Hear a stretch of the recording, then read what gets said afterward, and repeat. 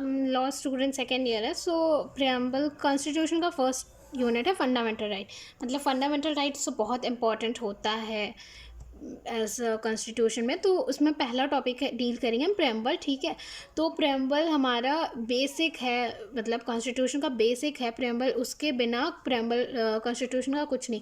जैसे कोई भी हम एस्से लिखते हैं तो उसमें जो ब्रीफ होता है, ब्रीफली अगर आप ब्रीफ पढ़ लो तो आपका कॉन्स्टिट्यूशन पूरा क्लियर हो जाएगा, आपको सब कुछ समझ आ जाएगा। तो वही है कॉन्स्टिट्यूशन का ब्रीफ है प्रेम्बल। तो हम पहले प्रेम्बल देखेंगे और उसका सिग्निफिकेंस देखेंगे कि क्या है। ठीक है, तो बेसिकली इसमें राइट टू इक्वालिटी डील करेंगे हम, जो कि आर्टिकल 14 to 18 है। बट हम साथ में डेफिनेशन ऑफ स्टेट यानी आर्टिकल 12 और 13 भी देखेंगे। मतलब इस यूनिट में हम आर्टिकल 12 से लेके आर्टिकल 18 तक देखेंगे और साथ में प्रेम्बल भी देखेंगे। तो इस वीडियो में I think preamble he complete हो पाए। देखते हैं प्रेम्बल का जो हॉरोस्कोप ऑफ कॉन्स्टिट्यूशन है वो के.एम. मुंशी है। मतलब कि KM. Munshi horoscope of constitution है कहा जाता है उनको। ठीक है, और soul of constitution Thakur Das Bhargava. ये बहुत इंपॉर्टेंट तीनों हैं। आई मीन PCSJ के पर्सपेक्टिव से भी देखा जाए तो ये तीनों बहुत इंपॉर्टेंट है। और अगर आप LLB स्टूडेंट है तो भी ये बहुत इंपॉर्टेंट है। और identity card of the constitution N.A. Palkhivala को कहते हैं, तो ये भी बहुत इंपॉर्टेंट है। आई मीन ये तीनों चीज़ें आपको याद होनी चाहिए। तो प्रियम्बल बोरो कहाँ से हुआ था, यानी आपको तो पता ही है कॉन्स्टिट्यूशन का हर एक पार्ट यानी मोस्ट ऑफ द थिंग्स हम बोरो किए हैं इधर उधर के देशों से। तो प्रियम्बल बोरो किया था USA से। ठीक है, तो preamble of Indian constitution is based on the objective resolution. Objective resolution जो कि जवाहरलाल नेहरू ने लिखा था और ये इंट्रोड्यूस हुआ था 13 दिसंबर 1946 में और अडॉप्ट हुआ था 22 दिसंबर 1947 में बाय द कॉन्स्टिट्यूंट असेंबली। तो इतना आपको क्लियर है। ठीक है, तो प्रेम्बल क्या है वो आप एक एक वर्ड इसमें, मतलब एज अ लॉ स्टूडेंट आपको प्रेम्बल हर एक चीज़ रटा होना चाहिए। अगर कोई भी भीड़ में भी आधे रात में आपसे पूछे कि बताओ प्रेम्बल क्या है, तो आप एक एक वर्ड एक एक लेटर आप अच्छे से बता सको। तो ये चीज़ें पढ़ लेना। We the people of India having solemnly resolved to constitute India into sovereign socialist secular democratic republic and to secure to all its citizens justice में सोशल इकोनॉमिक पॉलिटिकल, मतलब तीनों आते हैं। Liberty of thought expression belief faith and worship, equality of status and opportunity and to promote among दिल और। तो equality तो हम बात करें, ये राइट टू इक्वालिटी आर्टिकल 14 में है। fraternity assuring the dignity of the individual and the unity and integrity of the nation. In our constituent assembly the 26th day of November 1945 do hereby adopt, enact and give to ourselves the constitution। मतलब हम India वासी अपने आप को constitution दिए हैं। अब preamble का जो हिस्ट्री है वो देख लेते हैं। आई मीन ये जितना प्रेम्बल मैं पीछे बताई हूँ आपको वो सब ऐसा नहीं है कि मैं वो नहीं करूँगी, एक्सप्लेन नहीं करूँगी, सब कुछ एक्सप्लेन करेंगे। बट अभी हिस्ट्री देख लेते हैं कि प्रेम्बल आया कहाँ से था, मतलब उसको बनाने के बारे में सोचा कहाँ थे। तो वो तो बताइए मैंने, जवाहरलाल नेहरू ने ऑब्जेक्टिव रेजोल्यूशन पास किया था तो अडॉप्ट हो गया था कॉन्स्टिट्यूशन असेंबली को 22 दिसंबर 1947 में। हम तो although not enforceable with the preamble states the objective of the constitution. मतलब मैं पहले भी बता चुकी हूँ कॉन्स्टिट्यूशन का एक ऑब्जेक्टिव है प्रियम्बल। प्रियम्बल के बिना कॉन्स्टिट्यूशन कुछ नहीं, मतलब एक ब्रीफ है। और ये प्रियम्बल हमें ये बताते हैं कि हम अपने आप को कॉन्स्टिट्यूशन दिए हैं। And act as an aid during the interpretation of article when language is found ambiguous. The concept of liberty, equality and fraternity in our preamble was, देखो मैं preamble में पहले बताई थी liberty, equality and fraternity, ये है ना liberty, equality, fraternity, ये कहाँ से आया है, ये आपको याद रखने की ज़रूरत है। liberty, equality, fraternity आया है French motto of French revolution से। ठीक है, अडॉप्ट हुआ था कहाँ से, फ्रेंच रिवॉल्यूशन से। ठीक है, A preamble is an introductory statement in a document that explain the document philosophy and objective। मतलब ये इंट्रोडक्टरी स्टेटमेंट है इस डॉक्यूमेंट का, कॉन्स्टिट्यूशन का एक इंट्रोडक्टरी स्टेटमेंट है जो फिलॉसफी और ऑब्जेक्टिव को डील करता है, बताता है। ठीक है, in a constitution it presents the intention of its frame, the history behind its erection and the core value and principle of the nation। मतलब समझ जाइए प्रियम्बल बेसिकली क्या दिया है आपको, मतलब हम कॉन्स्टिट्यूशन में सोर्स दिया है कॉन्स्टिट्यूशन का, नेचर ऑफ इंडियन स्टेट का नेचर कैसा है, क्या है इंडियन स्टेट में, statement of its objective, constitution का स्टेटमेंट जो दिया उसका objective, date of its adoption, कब वो आया कब नहीं आया, वो सब डील किया है। तो अभी हम यहाँ क्या समझेंगे कि जो वर्ड्स देखा था हमने प्रियम्बल में वो सब, उस सब का मतलब क्या है, क्या क्या है, कहाँ कहाँ से आया।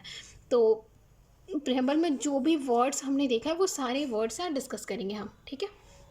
We the people of India, it includes ultimate sovereignty of the people of India. मतलब we the people of India मतलब हम खुद को दे रहे हैं वो कॉन्स्टिट्यूशन हम खुद को अडॉप्ट करें, हम खुद को बता रहे हैं कि हाँ ये हमारा है। तो अच्छा, आप ये सोच रहे हो कि हमें इंडिपेंडेंस कब मिला था? 15 अगस्त 1947 में, राइट। और कॉन्स्टिट्यूशन हमारा कब आया? 26 जनवरी 1950 में। द 15 अगस्त 1947 से पहले तो हम वो थे, गुलाम, स्लेव थे, हाँ, ब्रिटिश राज के।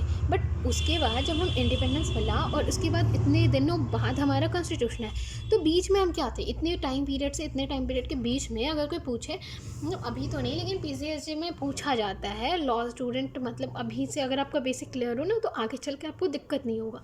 तो उन पीरियड्स में जो इंडिपेंडेंस हमें जब मिल गया था, जब कॉन्स्टिट्यूशन आया था, उन दोनों पीरियड के जो बीच का जो डेट है उसको डोमिनियन पीरियड कहते हैं, ठीक है।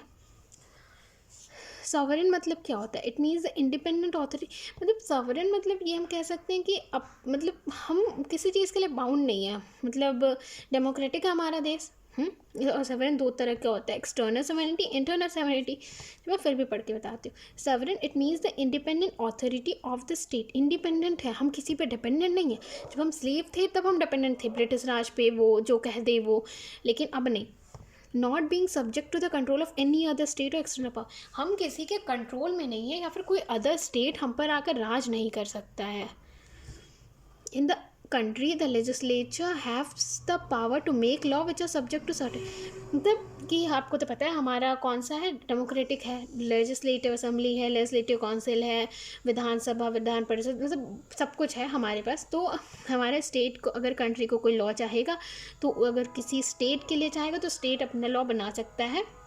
वो the external sovereignty means the sovereignty international law, मतलब इंटरनल सॉवरेनिटी में अपने देश के लिए, अपने इंडिया के लिए, बट एक्सटर्नल मतलब आउटर देश के लिए भी, मतलब international law which means the independence of the state against other state.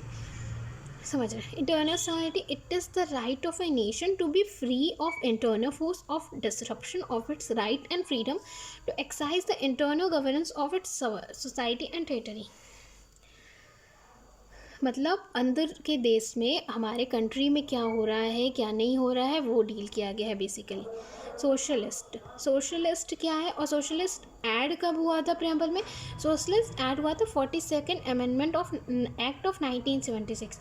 It means we will have social economy, इसमें ऐड हुआ था प्रेम्बल में हमारे सोशलिस्ट, ठीक है। और दो चीज़ आई थी, सोशल इक्वालिटी और इकोनॉमिक इक्वालिटी। तो the term socialist means the achievement of socialist end through democratic means. It holds faith in mixed economy समझ रहे हो?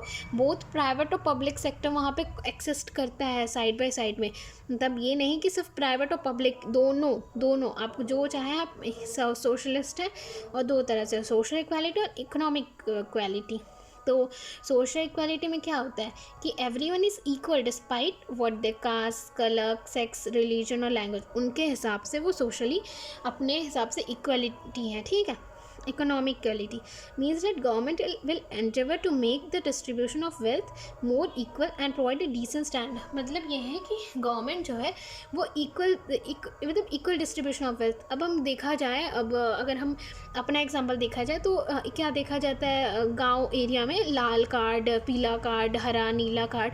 मतलब क्या था वो, मतलब कहते नहीं वो जो गरीब होते हैं उनको कम दामों में दिया जाता है। गेहूँ दिया जाता है 10 रुपये किलो, चावल दिया जाता है 5 रुपये किलो, मतलब कम दामों में, रोड से, मतलब मार्केट से बहुत कम दामों में, जस्ट बिकॉज कि वो अपने घर के लोगों को चला सकें, घर के लोगों को खाना खिला सकें जो बैकवर्ड पीपल हैं। अब हम ऐसा तो कर नहीं सकते कि पूरा पैसा छाप दें या फिर उनको डिस्ट्रीब्यूट कर दें। डिस्ट्रीब्यूट करेंगे तो मनी की वैल्यू नहीं रहेगी। तो हम उनको भी मतलब कोशिश करते हैं, बट पॉवर्टी तो है ही। केसेस यहाँ बहुत सारे हुए थे, मेनली यहाँ 3 केसेस बताए गए हैं। एक्सेलवेयर वर्सेस यूनियन ऑफ इंडिया जो कि 1979 का केस है, और दूसरा Minerva mills limited versus union of India जो कि 1980 का केस है। DS नकारा वर्सेस यूनियन ऑफ इंडिया जो 1983 का केस है। तो अभी कुछ वर्ड्स बचे ही हैं प्रेम्बल के, तो वो डील कर रहे हैं। सेक्युलर कौन से अमेंडमेंट्स है? 42nd amendment. और यहाँ पे सोशलिस्ट भी याद रखना, 46 अमेंडमेंट एक्ट 1976। मतलब भूलना मत, सोशलिस्ट और सेक्युलर दोनों ऐड हुए थे 42nd अमेंडमेंट एक्ट से। सेक्युलर मतलब क्या होता है वो तो नॉर्मल सभी कोई जानते हैं कि सेक्युलर मतलब क्या होता है कि हमें राइट है कि हम कोई भी रिलीजन को अडॉप्ट कर सकते हैं, कोई भी रिलीजन को हम पूजा कर सकते हैं, कोई भी रिलीजन में। अगर हम हिंदू हैं और हमें फेथ है मुस्लिम में, इस्लाम में, और हम कुरान पढ़ रहे हैं, तो वो हमारे ऊपर है कि हम क्या पढ़ते हैं, वो सब मतलब हम सेक्युलर हैं। तो यहाँ क्या लिखा? Equality of all religion tolerance. India therefore does not have any official state religion. Every person has the right to preach, practice and profit. वही है कि right to choose, मतलब यहाँ इंडिया का कोई ऑफिशियल नहीं है। बहुत सारे कंट्रीज़ हैं जहाँ का ऑफिशियल वो है कि ऑफिशियल रिलीजन है, इसी रिलीजन से डील होगा, लेकिन ऐसा नहीं है। यहाँ पे ये है कि मतलब सेक्युलर है, सब कोई के पास अपना राइट है कि वो कोई भी रिलीजन को प्रैक्टिस कर सकता है, मतलब अपने कोई भी रिलीजन को कर सकता है। पूजा, अगर मैं मुस्लिम हूँ और मुझे हिंदू में इंटरेस्ट है तो मैं जाके मंदिर पूजा कर सकती हूँ, मुझे कोई नहीं रोकेगा। इसमें बहुत सारे केसेस थे हिंदू लॉ में, हिंदू लॉ में जब आप पढ़े होंगे तो उसमें बहुत सारे केसेस इस रिलेवेंट था। केस मुझे याद नहीं है, आप देख लेना एक बार। केस है यहाँ SR Bommai versus of union of India 1994 का केस है, और इसमें यही हेल्ड हुआ था। मैंने फैक्ट्स तो यहाँ नहीं बता रहे, लेकिन बस इतना आप जान लो कि सेकुलरिज्म पार्ट है जो बेसिक स्ट्रक्चर ऑफ कॉन्स्टिट्यूशन को, मतलब हम कोई भी रिलीजन अडॉप्ट कर सकते हैं, और बेसिक स्ट्रक्चर ऑफ कॉन्स्टिट्यूशन कहता है कि सेकुलरिज्म होना चाहिए। केस था Saint Xavier school versus state of Gujarat and ANR 1974 का केस था, जिसमें ये कहा गया था कि secularism means elimination of God from the matter of state and state has nothing to do with religion of people. ये था कि सेकुलरिज्म मतलब ये नहीं है कि आप गॉड को हटा दो, मतलब स्टेट में गॉड ही ना रहे, मंदिर ही ना रहे, मतलब ये है कि आपको जो स्टेट का कुछ भी नहीं है रिलीजन से, वो आपके ऊपर है कि आप क्या रिलीजन, कौन से रिलीजन को अडॉप्ट करते हो, कौन से रिलीजन से डील करते हो, और इसमें कुछ नहीं। डेमोक्रेटिक, तो आपको तो पता ही है इंडिया एक डेमोक्रेटिक स्टेट है। यहाँ पे गवर्नमेंट आप खुद चूज़ करते हैं अपने इलेक्शन के थ्रू, और वो 3 लेवल पे होता है, यूनियन, स्टेट, लोकल, और वो आपका यूनिवर्सल एडल्ट फ्रेंचाइज है। यूनिवर्सल एडल्ट फ्रेंचाइज आर्टिकल 44 में है। और ये popularly known as 1 man 1 vote. इसमें ऐसा नहीं है कि आप गरीब हो तो आपका वोट ही नहीं, आपका वोट का कोई मान्य नहीं हो, और अंबानी अमीर है तो अंबानी के वोट का मान्य ज़्यादा है, ऐसा कुछ नहीं है। 1 मैन 1 वोट, चाहे वो गरीब हो, चाहे वो अमीर हो, चाहे वो काला हो, चाहे गोरा हो, चाहे वो कुछ भी हो, हर एक इंसान का एक वोट मान्यता है। Republic. A democratic republic is an entity in which the head of the state is elected directly or indirectly for a fixed tenure. Fixed tenure का मतलब क्या है कि हम गवर्नमेंट चूज़ करते हैं फॉर कितने ये साल के लिए, 5 साल के लिए, सबका अपना अपना एक टेन्योर है कि इस टेन्योर तक रहेंगे। जस्टिस 2 तरह के, सोशल, इकोनॉमिकल, पॉलिटिकल। तो अभी पढ़ा था ना, social justice, economical justice, political justice. तो पहले ये देखते हैं जस्टिस होता क्या है। It is necessary to maintain order in society that is promise that various provision of fundamental right must be provided by the government. Fundamental rights तो हमें पता ही है 6 होते हैं, और DPSP आर्टिकल 36 to 51 जो है, तो इसमें ये बताया गया कि हर एक सोसाइटी को जस्टिस चाहिए होता है, क्योंकि जस्टिस के बिना कुछ नहीं हो सकता। मतलब हर एक, मतलब अगर छोड़ दिया जाए, जस्टिस नहीं होगा तो कोई भी किसी को मार के खा जाएगा, कोई भी किसी को कुछ भी करेगा, कुछ नहीं होगा फिर देश का। तो social justice, it means the constitution want to create a society without discrimination of any. Social justice ये कि जैसे पहले क्या होता था कि तुम काले हो, मैं गोरा हूँ, तो मैं तुम में टच नहीं करूँगा, ये था। या फिर ये था कि तुम नीचे जाति के हो, यानी SC ST को नीचे जाति पहले के तौर पे माना जाता था हरिजन्स टाइप में, तो उनको कहा जाता है कि तुम नीचे जाति के हो तो तुम मेरे में टच नहीं हो सकते क्योंकि हम पंडित हैं। तो अब इसलिए दिया गया है सोशल जस्टिस, ताकि सोसाइटी में कोई इनइक्वालिटी ना रहे, सब कोई अपना हो, जेंडर के बेस पर भी कोई नहीं कर सकता है। आई थिंक आप लोग को क्लियर हो, अगर कोई डाउट हो तो बता दीजिए। इकोनॉमिक जस्टिस और पॉलिटिकल जस्टिस, तो इकोनॉमिक जस्टिस मीन्स क्या है, means no discrimination can be accuse by people on the basis of their wealth, income and economic status. मतलब अगर कोई गरीब है या अमीर है तो उस पर कोई डिस्क्रिमिनेशन नहीं कर सकता कि मतलब तुम गरीब हो तो तुम्हारा ये है, मतलब अगर तुम काम कर रहे हो, चाहे वो गरीब हो चाहे अमीर हो, सबका इक्वल वेजेस होना चाहिए। और मतलब सबके अपनी अपनी अपॉर्चुनिटी होती है, सबकी अपनी अपनी एफिशिएंसी होती है, जिसकी जितनी एफिशिएंसी वो उतना करे। Equal ways for equal work, अगर सबको इतना मिल रहा है तो आपको भी उतना मिलेगा। Political justice, it means that all the people have an equal, free and fair right without any discrimination to participate in political opportunity। मतलब ये कि अगर आप नेता बनना चाहते हो तो ये नहीं है कि मतलब आप कुछ टर्म्स एंड कंडीशंस होते हैं कि मतलब एसेंशियल होते हैं कि यहाँ जैसे पीपल ऑफ सिटीज़न होना चाहिए, मस्ट बी ऑफ इतना ईयर होने चाहिए, इतना एज हो आपका, तो वो सारी चीज़ें पूरी करिए और आप भी चाहे तो आप पॉलिटिकल अपॉर्चुनिटीज़ में जा सकते हैं, आपको कोई नहीं रोकेगा। Liberty, thought, expression, belief, faith and worship. Liberty means the freedom for the people to choose their way of life, having political view and behavior in society. Liberty does not mean freedom to do anything. A person can do anything but in the limit of the law. Liberty मतलब हमारे पास right है, हमारे पास बहुत सारे rights हैं, but इसका ये मतलब नहीं कि हम अपने राइट को एक्सरसाइज करने के चक्कर में दूसरे के राइट को वायलेट करें। इट मीन्स कि हमारे पास राइट है कि हम right to life and liberty, तो हमारे पास लाइफ है जीने का, तो ऐसा नहीं है कि हम दूसरे को मारें कि भाई हमारे पास लाइफ है तो उसके पास भी लाइफ है। ऐसा नहीं है कि हम उसको छोड़ दें या फिर हम उसको जाके मार दें कि भाई मेरे पास लाइफ है मैं तुझे नहीं छोड़ूंगा, या फिर कुछ भी। मतलब अपनी एक लिमिट सेट है, उस लिमिट में रहो। और कुछ मतलब ये कि जो इमोरल है, जो इलीगल है वो इलीगल है, और जो रेस्ट्रिक्शन है वो रेस्ट्रिक्शन होना चाहिए। इक्वालिटी, इक्वालिटी मतलब क्या है? The term equality means no section of society has any special privilege and all the people have given equal opportunity for everything without any discrimination. Everyone is equal before the law. मतलब ये कि equality सबका equal है, India state के सामने सब equal है, सारे जितने आम इंसान कहते हैं सब इक्वल है। कोई भी नहीं कह सकता कि मैं पंडित हूँ या फिर जेंडर या फिर कास्ट या फिर किसी भी रिलेशन से कोई भी ये नहीं कह सकता कि मुझे डिस्क्रिमिनेशन करना चाहिए और किसी को करना ही। सबको इक्वल अपॉर्चुनिटी है, सबको करो और कोई डिस्क्रिमिनेशन नहीं होना चाहिए। इक्वल राइट है सभी सिटीज़न के लिए, जो भी कॉन्स्टिट्यूशन में लिखा है वो सारे सिटीज़न, जो भी इंडिया का सिटीज़न है वो सबके ऊपर लागू होता है। Fraternity, it means a spirit of oneness and brotherhood for ensuring the dignity of the individual and the unity and integrity of the nation. याद रखना क्या क्या चीज़ 42nd अमेंडमेंट पे ऐड हुआ था? इंटीग्रिटी ऐड हुआ था, और याद करो क्या, सोशलिस्ट ऐड हुआ था और सेक्युलर ऐड हुआ था। मतलब सोशलिस्ट, सेक्युलर और इंटीग्रिटी 42nd अमेंडमेंट में ऐड हुआ है, ये तीनों लाइन याद रखना, ठीक है। इस preamble part of our constitution, क्या प्रेम्बल हमारे पार्ट है कॉन्स्टिट्यूशन का? एक ये बहुत बड़ा क्वेश्चन स्टैब्लिश होता है। और कैन इट बी अमेंडेड, क्या प्रेम्बल अमेंड हो सकता है? तो ये दोनों क्वेश्चन अभी हम आगे समझेंगे। प्रेम्बल अडॉप्ट कब हुआ था मैं बता चुकी हूँ, फिर भी बताती हूँ। प्रेम्बल अडॉप्ट हुआ था 22 जनवरी 1947 में, ठीक है।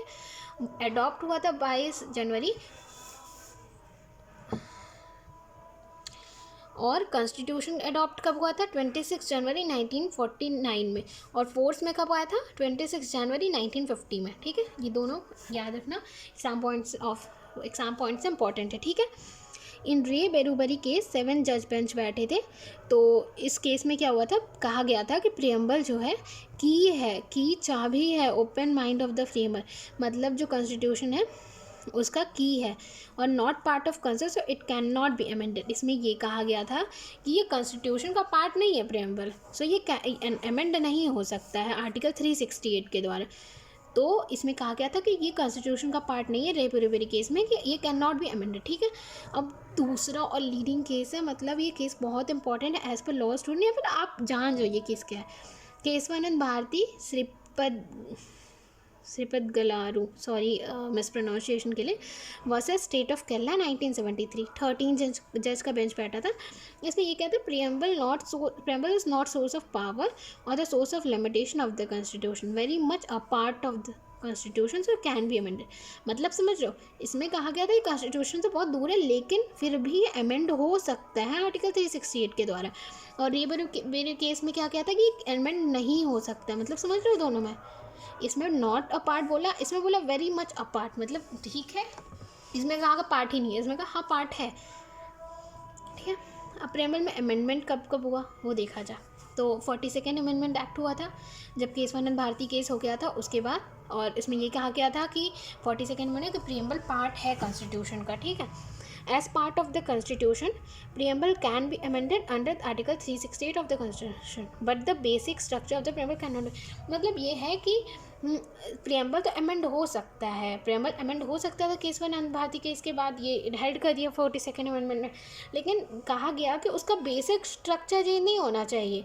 मतलब तुम्हें जो गलत लग रहा है वो चेंज कर लो, जो गलत लग रहा है उसमें अमेंड कर लो, लेकिन बेसिक स्ट्रक्चर नहीं बदलना चाहिए। अगर वो लिखा है कि आम फ्रूट होता है तो हम ये नहीं कह देंगे कि नहीं आम तो वेजिटेबल होता है, तो नहीं कहेंगे, हम बेसिक स्ट्रक्चर चेंज नहीं करेंगे। Because the structure of the constitution is based on the basic element of the preamble, और जो बेसिक एलिमेंट ऑफ प्रेम्बल में वो नहीं। और मतलब समझ रहे हो ये अमेंडमेंट क्यों बोला, जैसे हमें 42nd अमेंडमेंट में क्या चाहिए था, इंटीग्रिटी, सोशलिस्ट, सेकुलर, वो सब चाहिए था, तो हम ऐड करा दिए थे 42nd अमेंडमेंट के थ्रू, नीचे पीछे बताया था मैंने। As of now, the preamble is only amended once through the 42nd Amendment Act 1976. अब तक preamble सिर्फ एक बार अमेंड हुआ था 42nd अमेंडमेंट, जिसमें सोशलिस्ट, सेकुलर और इंटीग्रिटी ऐड हुआ था 42nd अमेंडमेंट एक्ट 1976। और socialist and secular were added between sovereign and democratic. मतलब कब ऐड हुआ था, सवर्न और डेमोक्रेटिक के बीच में सोशलिस्ट और सेकुलर आया था, ठीक है। और यूनिटी ऑफ द नेशन को बदल कर दिया गया था unity and integrity of the nation. मतलब समझो इंटीग्रिटी भी ऐड हुआ था 42nd अमेंडमेंट के द्वारा। मतलब एक बार अमेंडमेंट हुआ है प्रेम्बल में, कितने बार हुआ है, एक बार, याद रखना। अब प्रेम्बल का टॉपिक आज की वीडियोस में क्लियर हो गया, और काफ़ी लंबा हो गया, 21 मिनट हो गया, तो बाकी कल क्लियर कर लेंगे। आर्टिकल 12 और मैंने कहा है ना कि 18 तक पढ़ाएंगे इस वीडियो में, राइट टू इक्वलिटी, तो अगले वीडियो में देखा जाएगा। Thank you so much for watching, do like.